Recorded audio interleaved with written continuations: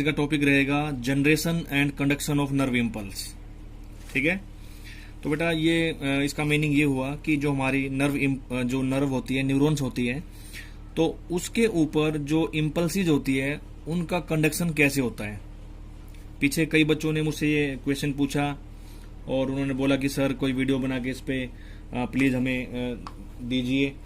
तो बेटा तो सबसे पहले जो नर्व सेल्स होती है, नर्व सेल्स, तो बेटा हम स्टार्ट करते हैं। नर्व सेल्स को हम बोलते हैं ये एक्साइटेबल सेल्स होते हैं बेटा, ये एक्साइटेबल सेल्स। तो सबसे पहले इसका मीनिंग क्या है, what do you mean by excitable cells. Not only nerve cells are excitable, muscle cells भी बेटा एक्साइटेबल होती है। मतलब क्या हुआ कि जो इनकी मेम्ब्रेन है, जो बाहर मेम्ब्रेन होती है इनकी न्यूरॉन्स की, बेटे वो होती है पोलराइज्ड।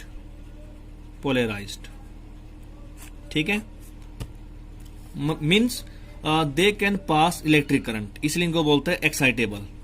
इसका मीनिंग क्या हुआ बेटा, इसका मीन्स दे कैन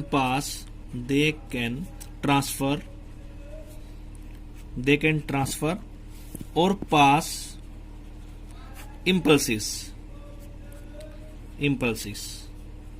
ठीक है, म्यूट करो उसको एक बार।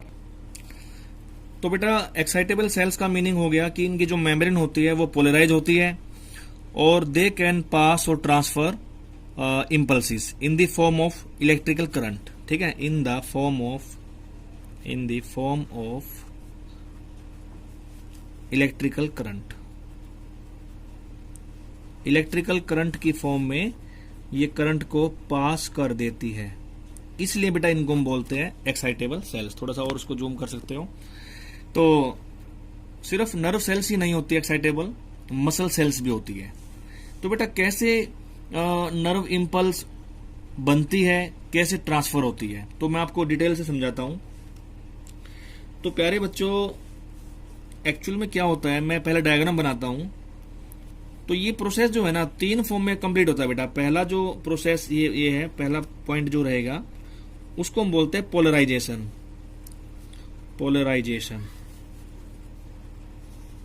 बेटा सेकंड पॉइंट रहेगा डीपोलराइजेशन। इसको जेड लिख सकते हैं, एस भी लिख सकते हैं इसको हम। And third point is repolarization. तो ये 3 स्टेप में बेटे कंप्लीट होता है। तो इनमें से जो सेकंड स्टेप है डीपोलराइजेशन, ये बड़ा ही इंपॉर्टेंट है और इसकी वजह से इलेक्ट्रिकल इंपल्स जो है ए पॉइंट से बी पॉइंट की तरफ मूव करती है। और ये जो फेस है पोलराइजेशन, इस फेस में, ये वो फेस होता है जिसमें इंपल्स आगे मूव नहीं करती है। तो इन दिस फेस जो इंपल्सिज होती है, इंपल्सिज नॉट मूव और नॉट पास, इसमें पास नहीं होते बेटा।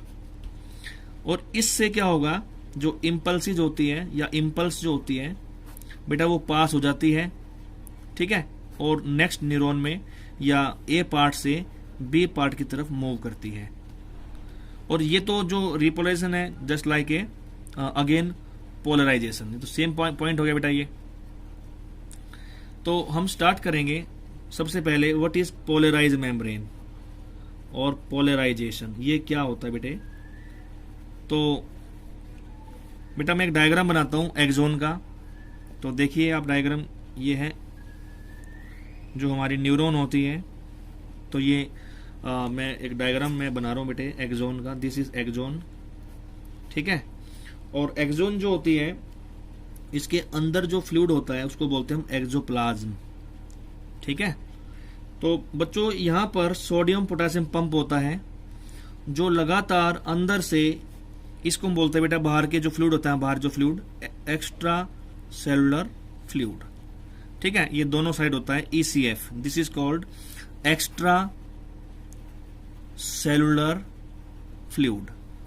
ओके, तो लगातार जो एक्सोप्लाज्म है बेटे, तो यहां से सोडियम आयन जो है वो बाहर निकलते रहते हैं लगातार यहां से, इस तरीके से। तो बेटा यहां पर 3 सोडियम आयन जो है वो बाहर निकलते हैं।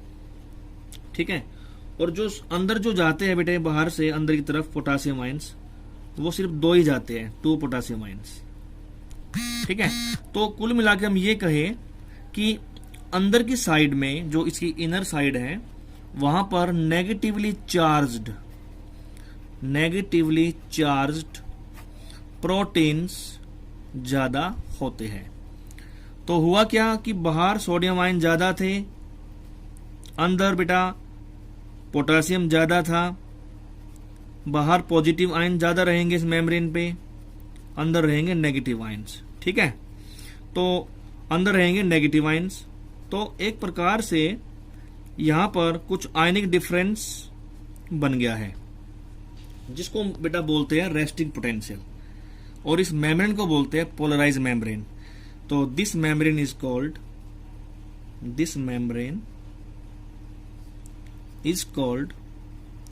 Polarize membrane.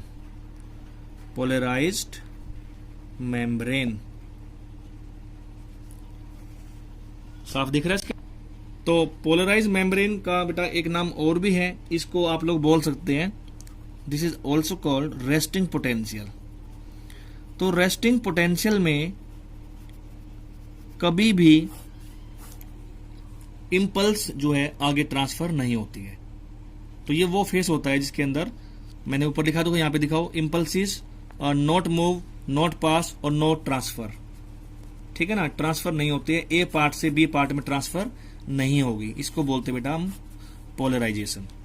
और ये जो पोलैरिटी है वो किसकी वजह से मेंटेन होती है? सोडियम पोटासियम पंप की वजह से। तो मैं इसको नाम देता हूं यहां पर, ये सोडियम पोटासियम पंप।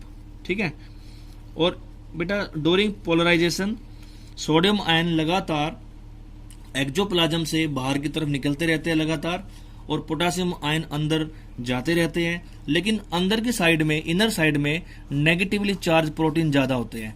तो नेगेटिवली चार्ज प्रोटीन्स की वजह से अंदर नेगेटिव चार्ज हो जाता है बेटा पूरी मेम्ब्रेन पे, और बाहर हो जाता है पॉजिटिव चार्ज। तो इस डिफरेंस को मैंने आपको बताया था, इसको मैंने क्या कहा था? रेस्टिंग पोटेंशियल, और इसको बेटा मैंने बोल दिया पोलराइज्ड मेम्ब्रेन। ठीक है, तो इलेक्ट्रिकल पोटेंशियल डिफरेंस जो हो गया रेस्टिंग मेम्ब्रेन के प्लाज्मा के चारों तरफ, तो उसको हमने बोल दिया रेस्टिंग पोटेंशियल। तो उसके बाद अब बच्चों इंपल्स कहां से आई, तो मैं वो बताता हूं कि व्हाट इज डीपोलराइजेशन। तो नेक्स्ट इसके बाद पॉइंट है बेटा डीपोलराइजेशन। तो डीपोलराइजेशन क्या होता है? तो प्यारे बच्चों, मैं दोबारा से इसको डायग्राम बनाता हूं इस मेम्ब्रेन का, तो आप समझ सकते हो कि सपोज करो कि ये ए पार्ट था इसका, ये और ये बी पार्ट है। तो कोई भी बेटा यहां पर इंपल्स दी गई, मतलब कोई भी इसको हमने एक स्टिमुलस दिया, सॉरी यहां पे हमने स्टिमुलस दिया।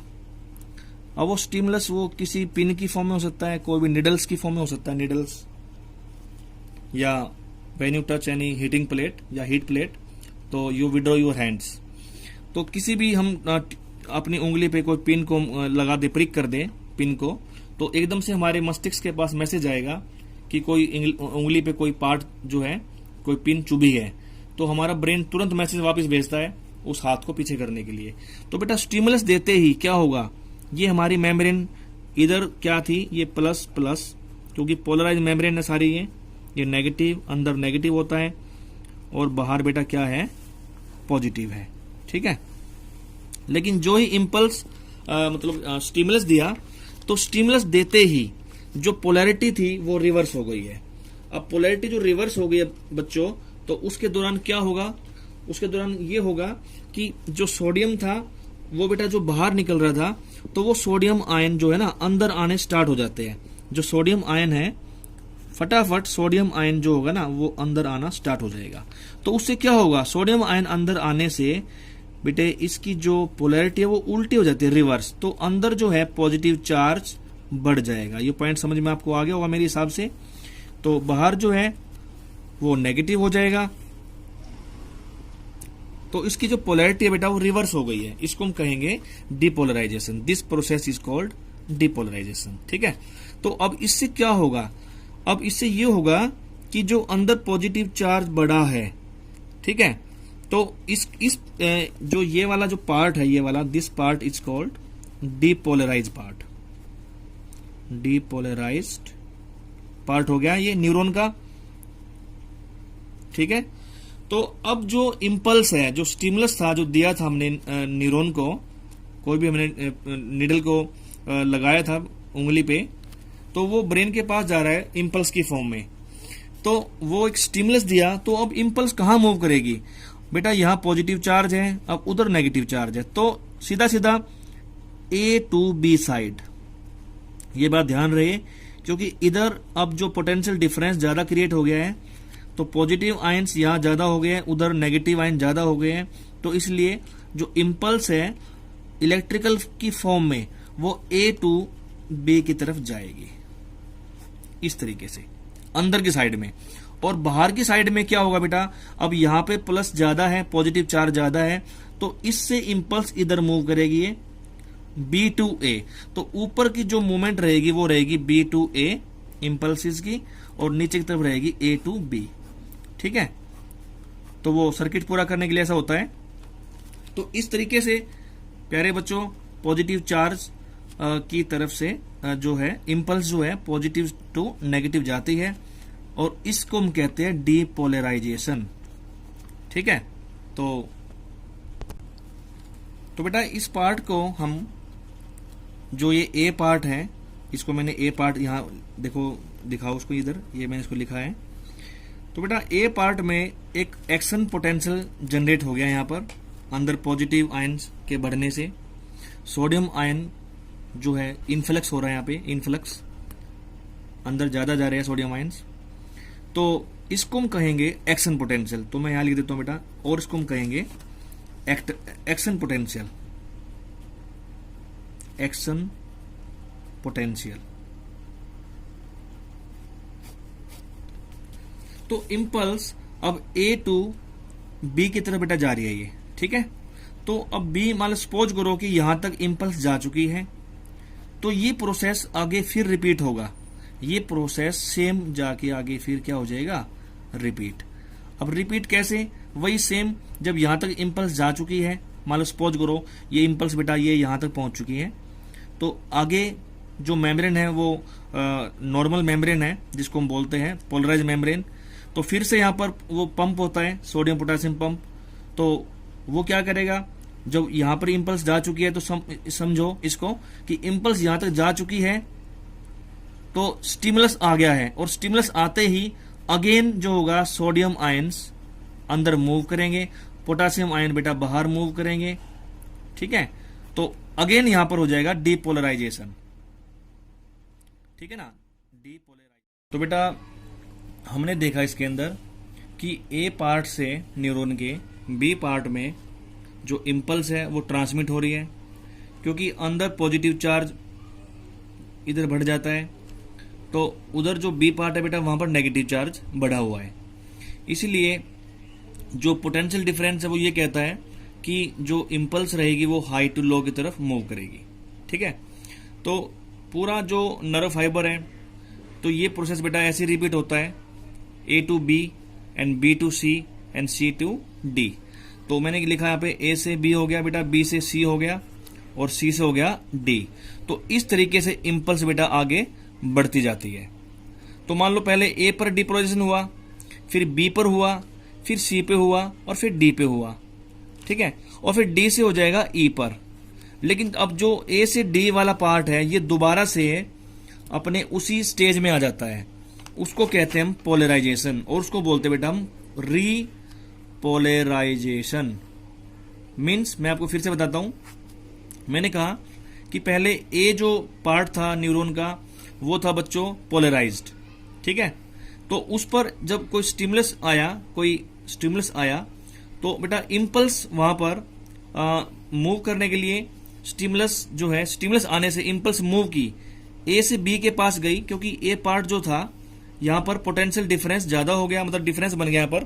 तो यहां पर पोटेंशियल डिफरेंस बनने से पॉजिटिव चार्ज अंदर ज्यादा होने से जो इंपल्स थी वो मूव कर गई बी के पास, और बेटा फिर सेम प्रोसेस रिपीट हो गया B to C and C to D and D to E. तो मीन्स जो इंपल्स है वो आगे बढ़ चुकी है, लेकिन जो पीछे वाला पार्ट सारा रहेगा, चाहे वो ए से बी पे गया है तो ए वाला पार्ट दोबारा क्या हो जाएगा, रिपोलराइज्ड। ठीक है, बी से जब सी हो जाएगा तो सी तो हो गया मान लो डिपोलराइज, लेकिन बी हो जाएगा रिपोलराइज।